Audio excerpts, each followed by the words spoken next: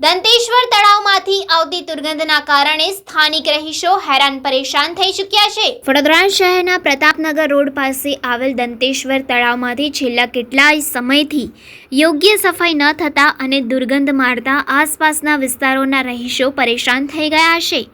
છેલ્લા 15 ઉપરાંતથી દુર્ગંધની સમસ્યા સતાવી રહી છે, ત્યારે પાલિકા દ્વારા યોગ્ય સાફ સફાઈ પણ કરવામાં આવતી નથી, જેના કારણે સ્થાનિક રહીશોને મુશ્કેલીઓનો સામનો કરવો પડી રહ્યો છે અને રોગચાળો પ્રસરે તેવો ભય પણ સતાવી રહ્યો છે। ત્યારે સ્થાનિક આગેવાન દ્વારા આજ રોજ કોંગ્રેસના પૂર્વ કાઉન્સિલર એવા ચંદ્રકાંત શ્રીવાસ્તવનો સંપર્ક કરવામાં આવતા તેઓ તળાવ પર પહોંચ્યા હતા અને સ્થાનિકોની સમસ્યા સાંભળી વહેલી તકે તળાવની સાફ સફાઈ કરાવવામાં આવે અને આ દુર્ગંધની સમસ્યાથી રહીશોને મુક્તિ આપવામાં આવે તેવી માંગ કરી છે। તેઓએ જણાવ્યું છે કે બ્યુટિફિકેશનના નામે ફક્ત નામ પૂરતી કામગીરી આ તળાવમાં કરવામાં આવી છે અને કામગીરીના નામે ભ્રષ્ટાચાર આચરવામાં આવ્યો છે। પહેલી વાત તો ગરીબની વસ્તી છે ને, એટલે બાસ મારે કે કંઈ બી મારે કોઈ જોવા આવતું નથી। આ તળાવ જો અલકાપુરીમાં હોત ને તો કારનું સાફ થઈ ગયું હોત, પણ ગરીબ વસ્તી છે, કાયદાનું જ્ઞાન છે નહીં, એટલે પાસ કેટલા દિવસથી મારે છે, બધા બૂમો પાડે છે તોય આવતા નથી। એટલે કહેવાનો ભાવાર્થ એ છે કે આજે મને ખબર પડી છે, કોઈ એવું ન સમજે કે હું છોડી દઈશ, પણ હું કેસ કરીશ આના ઉપર કે લોકોની આરોગ્ય જોડે જે ચેડા થઈ રહ્યા છે, નાના નાના બાળકો જે દુર્ગંધથી પરેશાન છે, માતાઓ બહેનો બીમાર થઈ રહ્યા છે, તો જોવાની ફુરસત નથી તમે। આનો ઇતિહાસ બહુ જૂનો છે। આ દંતેશ્વર તળાવનો આ ટેકરા ફળિયા આજનું નથી। હું જ્યારે નાનો તો 70-80-100 વર્ષ થવાયા હશે। એને બી ગરીબના બસ્તી છે એટલે એને ખાલી કરાવવાનું બી એક પ્લાનિંગ કરી દીધેલું।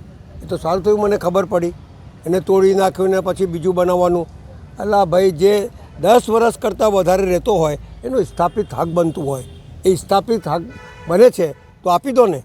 આ દંતેશ્વર ગામની અંદર બધી જમીનો લોકોએ પચાવી પાડી। અહીંના અમારા દરબાર લોકો છે, પડિયાર લોકો, એમની આ જગાઓ હતી બધી। પહેલાં કહે કે અહીંયા સેન્ટ્રલ જેલ બનશે, સેન્ટ્રલ જેલના બહાને અહીંયા પડિયાર લોકોની જમીન સસ્તા ભાવે લઈ લીધી। પછી કીધું ONGC બનશે, ONGCમાં જગા લઈ લીધી। તમે વિચાર કરો, એમને એક જણને નોકરી આપવાનું કીધેલું, એ બી જતું રહ્યું।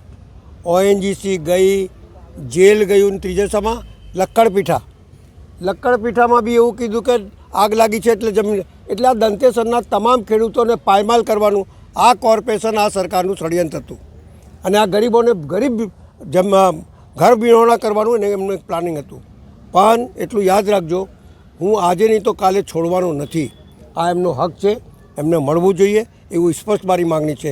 અને જે જમીન લીધી છે, કારણ કે એ લોકો ખેતી કરતા હતા, તમે લીધું સેન્ટ્રલ જેલ બનાવવા માટે અને સેન્ટ્રલ જેલ તો બની નહીં, તો તમે ખેતી કરો છો, તો ખેતી તો અમારો ખેડૂત બી કરતો હતો, તો 10 વર્ષ કરતાં જે જગ્યા જેના માટે લીધી હોય, નિમ કરી હોય, એનો તમે પાલન ના કરો તો પાછી આપી દેજો।